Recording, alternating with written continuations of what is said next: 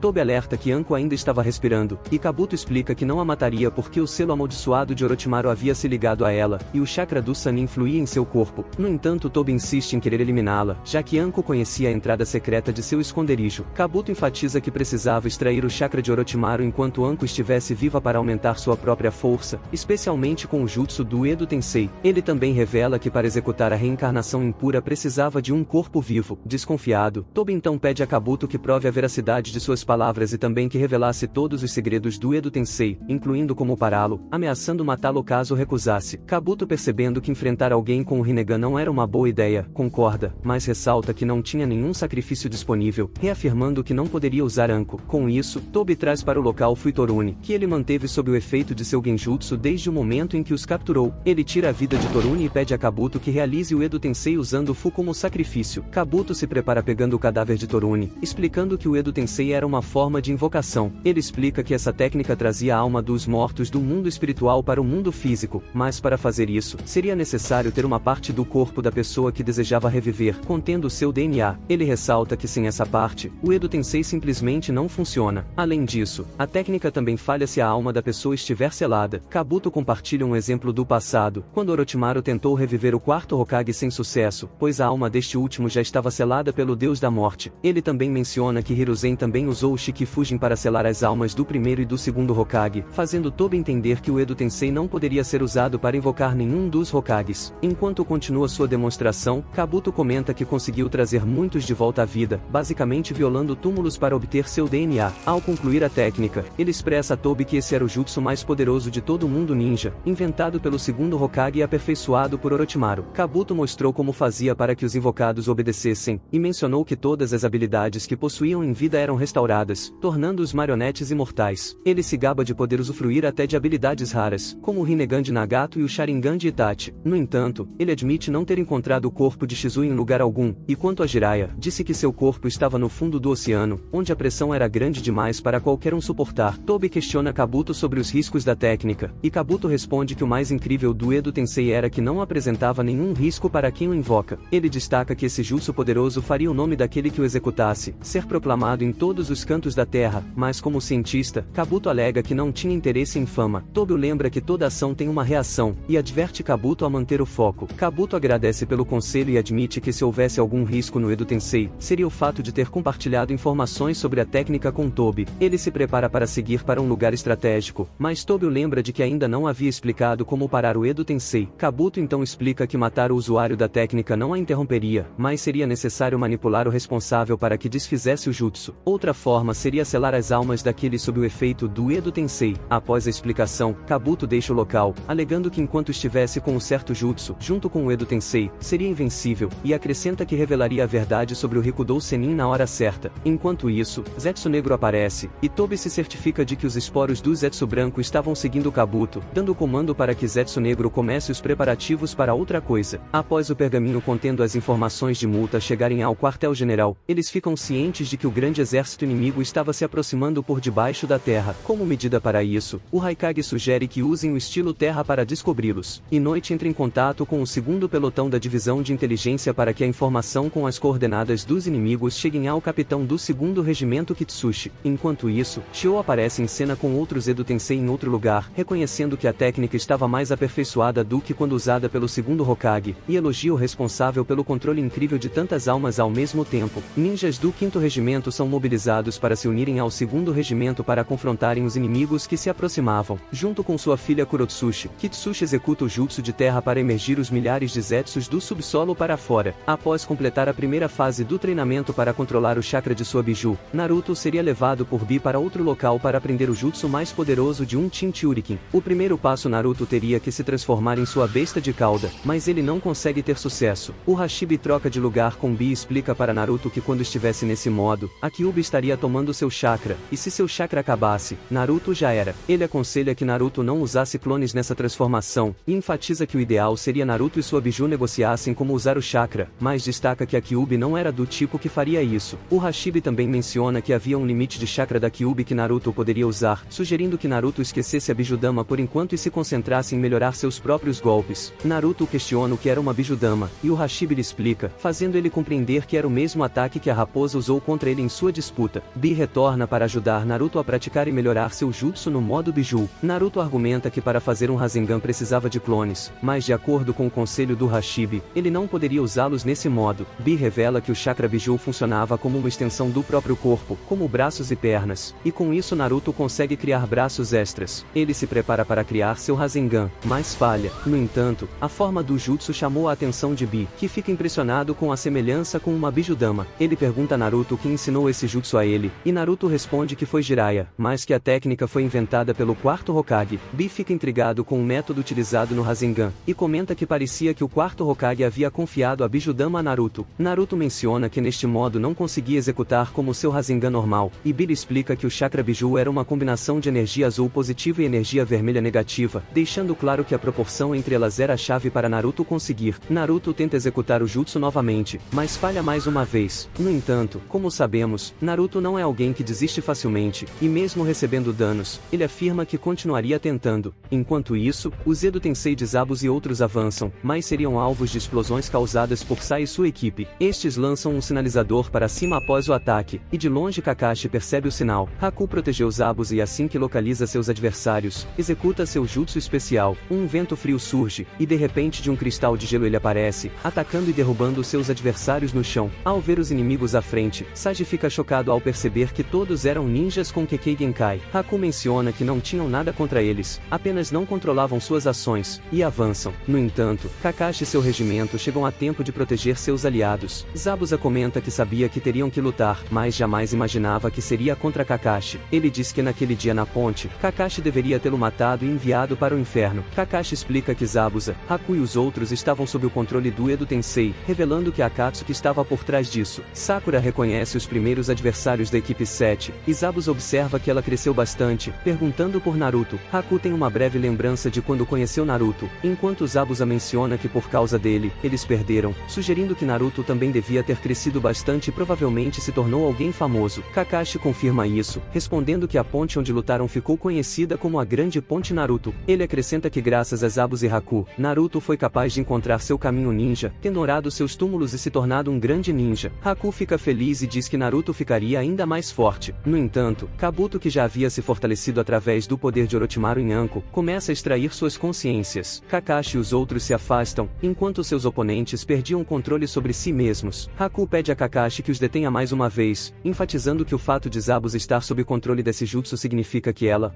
ele, não foi capaz de protegê-lo. Além disso, comenta que agora ele não poderia mais ser usado como sua ferramenta. Kakashi contradiz Haku, mencionando que na verdade, Haku conseguiu proteger Zabuza. Ele revela que Zabuza morreu por um motivo diferente, e que nunca pensou em Haku como uma ferramenta. Kakashi conta que Naruto tocou o fundo do coração de Zabuza e que no final, Zabuza demonstrou seu afeto por Haku e morreu ao seu lado. Kabuto elogia a força de Haku e Zabuza por ainda não conseguir controlá-los completamente. Ele argumenta que deixou de propósito as emoções dos Edo Tenseis intactas para causar um tormento psicológico no inimigo, mas em contrapartida, isso deixava seu controle mais fraco, destacando que as almas invocadas podiam morrer quando o coração sofria uma mudança drástica. Ele afirma que desta vez mataria os sentimentos de todos. No entanto, em relação aos seus outros peões, ele iria controlá-los apenas o suficiente para obedecerem às suas ordens, pois alguns deles seriam mais benéficos com suas emoções intactas. Zabuza pede a Kakashi que não hesite em detê-lo, pois já estava morto, argumentando que morreu como humano no final. Kakashi concorda com suas palavras e se prepara com seu Sharingan, enquanto finalmente os adversários são completamente dominados por Kabuto. Kakashi é informado sobre os nomes dos outros dois adversários: Gari, um ninja da pedra e usuário da Kekkei Genkai do elemento explosão, e Pakura, uma ninja da areia e usuária da Kekkei Genkai do elemento calor. Zabuza executa seu jutsu da névoa sangrenta, cobrindo toda a área com uma espessa névoa. Aproveitando isso, eles começam a aniquilar vários ninjas do regimento de Kakashi usando suas habilidades especiais. Gai e Lee interceptam Haku, enquanto Kakashi enfrenta Zabuza, enfatizando que estava começando a entender qual era o propósito do inimigo. No entanto, Kabuto não seria tão previsível assim, e através de Gari e Pakura, invoca mais peões para o local, deixando Kakashi e seu regimento impressionados diante da última geração dos 7 espadachins da névoa.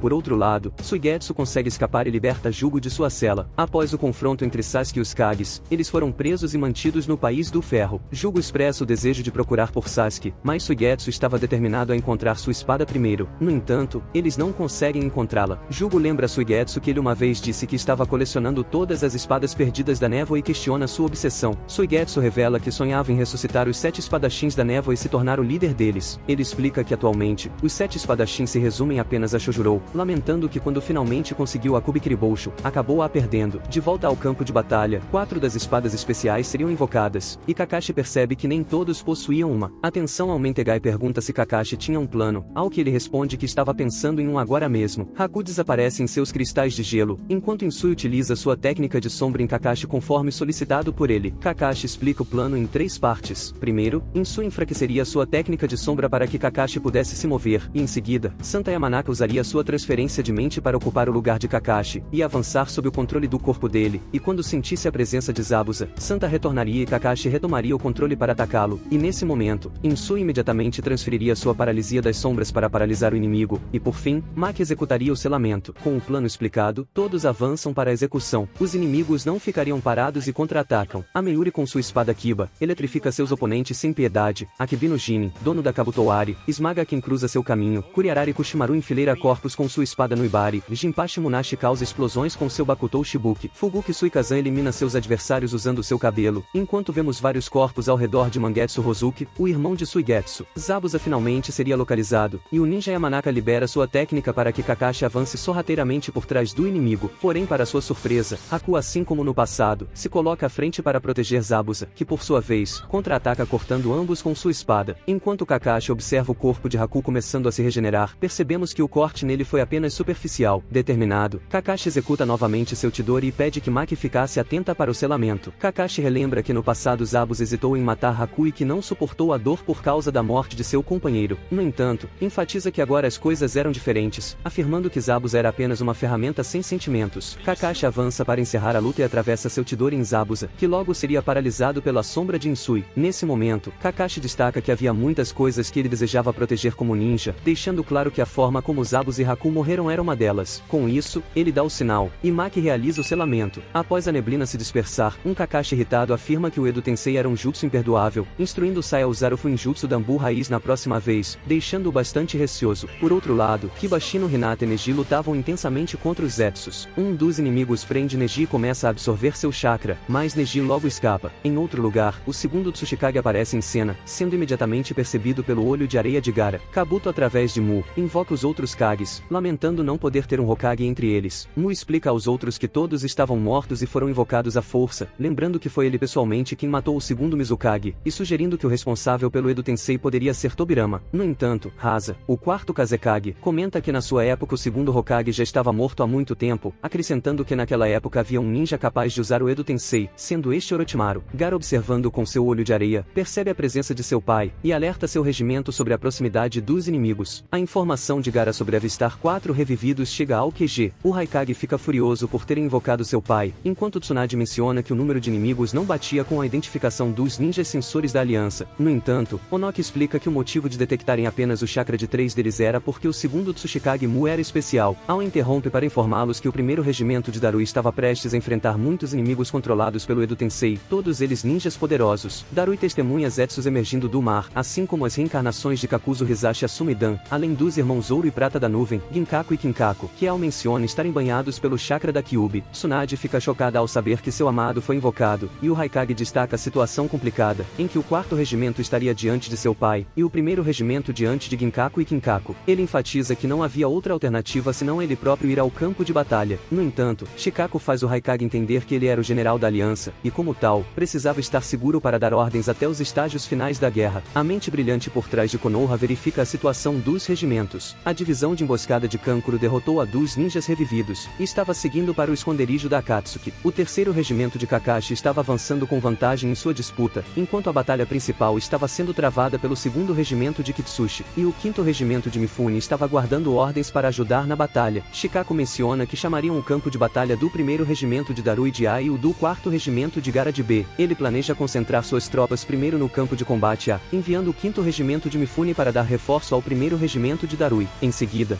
moverão o segundo regimento de Kitsushi para o lado e cercarão o inimigo pelo mar. Enquanto isso, o quarto regimento de Gaara avançará e depois fará um lento retrocesso para atrair o inimigo, e metade do regimento se unirá ao primeiro regimento de Darui para dar reforço. Depois que o inimigo for esmagado no campo de combate A, os regimentos de Darui e parte do de Gaara que foram, retornarão para o campo de batalha B, para esmagar o inimigo pela retaguarda de uma vez só. Shikaku explica que os Kages no campo de batalha B não poderão atacar se as tropas se dividirem de repente em duas, pois o inimigo pensará que se trata de uma estratégia adversária e não avançará. E mesmo que ataquem o quarto regimento de Gaara, especializado em combates à distância, estes conseguirão tempo suficiente para o retorno dos outros. O Haikage impressionado comenta que agora entendia o porquê sua vila não conseguia derrotar Konoha, mencionando que Tsunade era abençoada com ninjas incríveis, e com isso dá o aval ao plano de Shikaku. Inoue desempenha seu papel e passa as instruções aos regimentos. No entanto, Onoki argumenta que para a estratégia de Shikaku ser a prova de falhas, ele deveria considerar que o segundo Tsuchikage não era um ninja normal, sendo um ninja de Kekkei Touta, um nível consideravelmente alto de Kekkei Genkai. Onoki revela que Mu foi seu mestre e que foi ele quem o ensinou o elemento poeira, deixando Shikaku espantado. Onoki comenta que em sua idade, enfrentar seu mestre não valeria a pena depois de ter vivido tanto tempo, mas como não tinha escolha, ele afirma que iria para o campo de batalha. No entanto, revela que não estava indo somente porque seu mestre estava lá. Ele enfatiza que a estratégia de Shikaku era brilhante e que possivelmente estava certo em suas previsões para a batalha. No entanto, revela seu outro motivo para ir, mencionando que a falta de experiência de Gaara deveria ser levada em conta, já que isso poderia ter um efeito colateral no campo de batalha. Shikaku compreende que fazia sentido e agradece o ponto de vista de Onoki, que avança para prestar apoio como suporte para o jovem Kazekage. Por outro lado, enquanto os Kages invocados conversam sobre o usuário da técnica Edo Tensei, Hasa percebe o olho de Gaara ao redor e compreende que teria um inevitável encontro com seu filho. Darui dá o sinal de avanço e ataca os Zetsus com seu jutsu Pantera Negra de raio. Tenten lança suas armas enquanto a batalha se intensifica ao seu redor. Hisashi reencarnado fica frente a frente com seu irmão e lhe pede desculpas, mencionando que como membro da família secundária, deveria proteger a família principal, mas agora se tornou um inimigo. Hiashi responde que a questão não era mais a família secundária proteger a linhagem da família principal, enfatizando que agora eles se protegiam como companheiros. Hisashi compreende e argumenta que era por isso que queria ser derrotado pelas mãos de seu irmão, e logo em seguida os dois chocam os punhos. Enquanto avança com seu grupo levando Deidara dentro de sua marionete, Kankuro e sua equipe se deparam com o Edo Tensei de Shio Kimimaru Shukichi Hanzo. Shio compreende que Kankuro havia derrotado Sasori, e Deidara pede ajuda aos seus aliados, mas Hanzo responde que tanto Akatsuki quanto os ninjas das 5 grandes nações eram seus inimigos, e revela que não tinha a menor intenção de ajudá-lo, deixando claro que odiava o Edo Tensei por ele próprio não estar se controlando. Após as informações do plano de Shikaku chegarem ao 4º regimento, Shikamaru concorda com as táticas de levar metade do pelotão para se agrupar com o 5º regimento. No entanto, o fato de que aqueles que ficariam enfrentariam um dos inimigos que possuía a Kekkei Touta deixava apreensivo. Shikamaru explica que um ninja geralmente possui uma natureza de chakra, mas existem diferentes naturezas, e quanto mais um indivíduo possui, melhor ele é. No entanto, existem aqueles que nascem com 2 naturezas e são capazes de fundi-las, criando um novo chakra, conhecidos como ninjas de Kekkei Genkai. Ele acrescenta que acima da Kekkei Genkai existe a Kekkei Touta, onde 3 naturezas de chakra são fundidas, algo quase inacreditável e extremamente raro. Shikamaru enfatiza que para o azar da aliança, o inimigo ressuscitou Mu, o segundo Tsuchikage, que usava essa habilidade. Shouji pergunta como poderiam partir deixando um inimigo tão poderoso, e Shikamaru responde que o QG aparentemente levou isso em consideração, trazendo para o campo de batalha um aliado com uma Kekkei Touta também rara.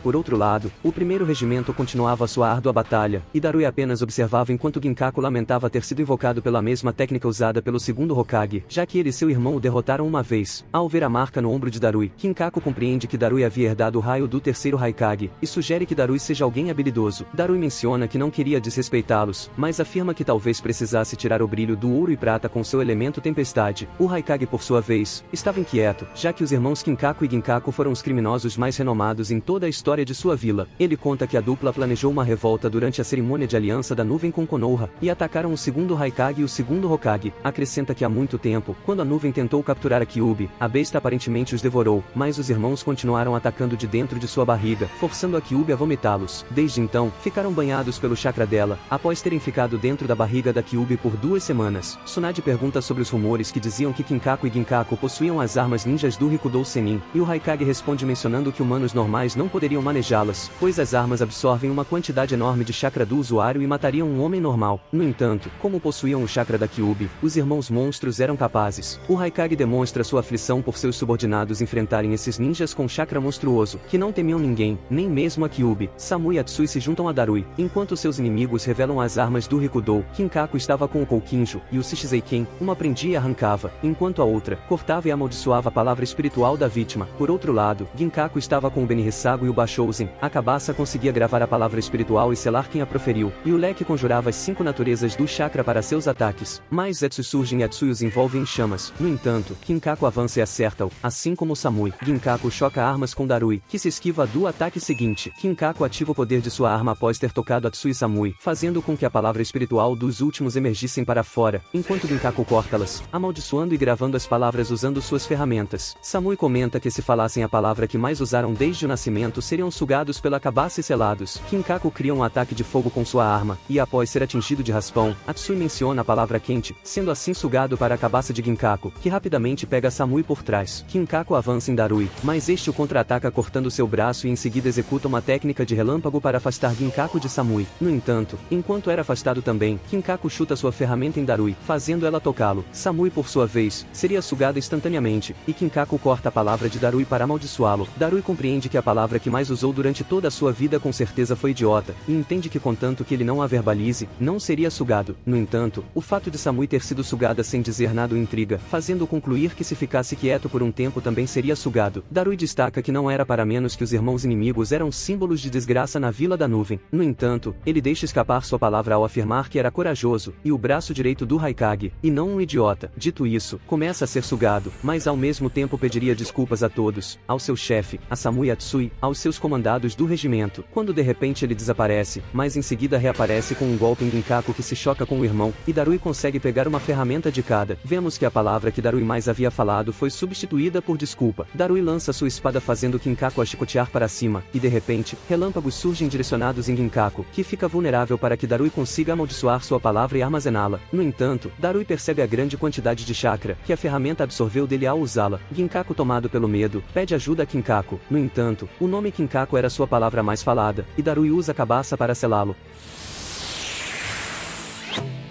Darui promete para si mesmo que daria um jeito de salvar Samui e Atsui, enquanto um Kinkaku furioso começa a se transformar assim como um Jinchuriken, destruindo tudo ao redor, indignado por Darui ter selado seu irmão.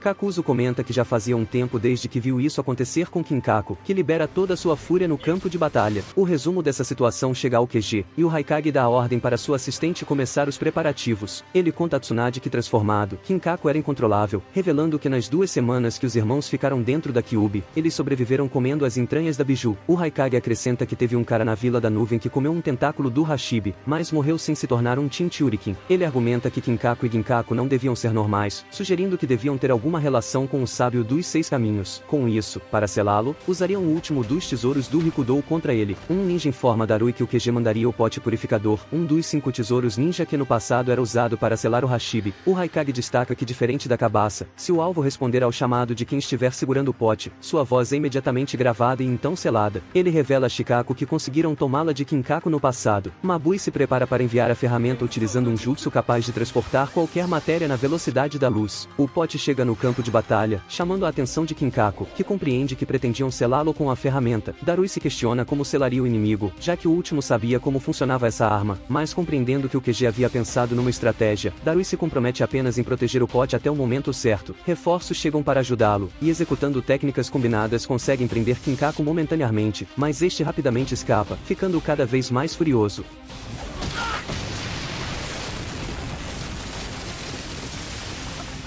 Shikaku, através do jutsu de noite, entra em contato diretamente com Darui. Ele explica o passo a passo do plano, fazendo Darui entender que a formação Ino-Shikasho era absolutamente necessária, pedindo que aguentem até a chegada deles. Kinkaku surge de cima para um ataque frontal em Darui, mas Kitsushi aparece em cena para golpear o inimigo. Os reforços do regimento de Kitsushi se reúnem, e Darui repassa a estratégia do QG, que era ganhar tempo até que o trio Ino-Shikasho chegue ao campo de luta. Estes, por sua vez, a caminho, ouvem de Shikaku a responsabilidade de que eles derrotariam o adversário que derrotou o segundo Hokage. Após algum tempo de seus aliados terem segurado a barra, finalmente Ino Shikamaru e Shoji chegam ao local, deixando todos ali eufóricos e depositando sua confiança neles. No entanto, ao perceberem que eles se tratavam da versão juvenil da formação Ino Shikasho, ficam um pouco mais receosos. Darui dá o sinal para que todos atacassem ao mesmo tempo. Shoji avança com seu rolo compressor, mas Kinkaku consegue pará-lo e lançá-lo para o alto, uma distração que Shikamaru aproveita para pegar Kinkaku em sua sombra. No entanto, Kinkaku escapa e ataca para matar Shikamaru, mas no último segundo, a técnica de Ino funciona e ela toma posse do corpo do inimigo. Darui, preparando o pote de purificação, grita o nome de Kinkaku, e se passando por ele, Ino responde para que a ferramenta faça o resto e cele o inimigo, enquanto ela retorna ao seu corpo.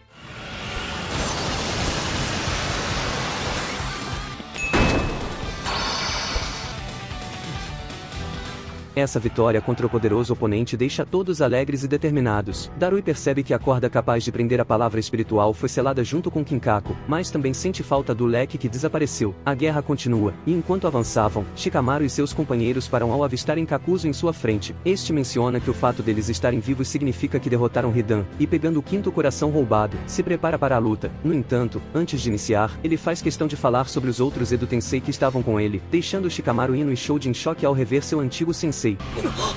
Oshima Sensei!